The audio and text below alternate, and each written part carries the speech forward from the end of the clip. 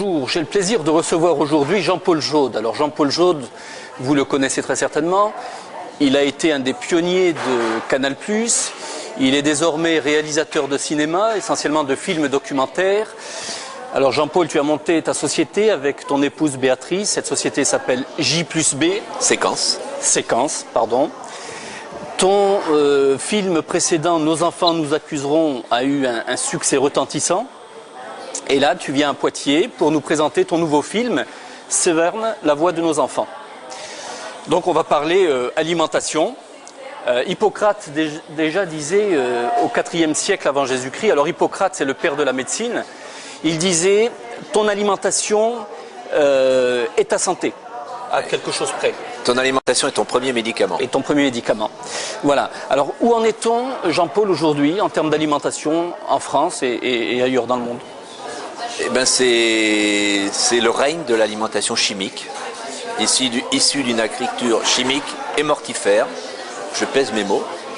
Mortifère puisque les paysans eux-mêmes sont les premières victimes. Mortifère parce que cette alimentation génère des maladies chroniques, cancer, diabète, allergie, Parkinson, Alzheimer, voilà. Et puis la liste malheureusement est longue. Donc c'est une catastrophe, vraiment une catastrophe. D'abord pour l'homme, mais aussi pour tout le vivant, qu'il soit végétal ou animal, c'est-à-dire c'est une catastrophe pour la biodiversité et pour tout notre écosystème. Voilà. L'agriculture a une incidence colossale sur le réchauffement climatique. On le sait qu'elle influe de plus du tiers sur le réchauffement climatique et sur la santé. Donc le bilan, il est absolument catastrophique.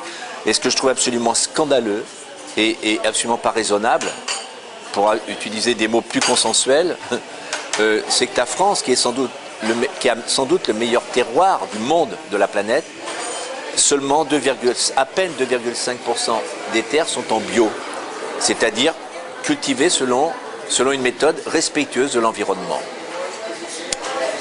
Moi, ceux qui veulent manger chimique, des molécules chimiques de synthèse, pourquoi pas, si des gens préfèrent, mais au moins qu'on puisse avoir une grande partie de la population, au moins la moitié, si ce n'est la majorité, puisse se nourrir d'une façon correcte et naturelle, comme l'a fait l'homme depuis qu'il est sur la planète. Depuis l'Homo sapiens, 50 000 ans, il s'est tout le temps nourri selon une méthode respectueuse de l'environnement, c'est-à-dire naturelle, c'est-à-dire bio. Voilà la situation où on en est aujourd'hui.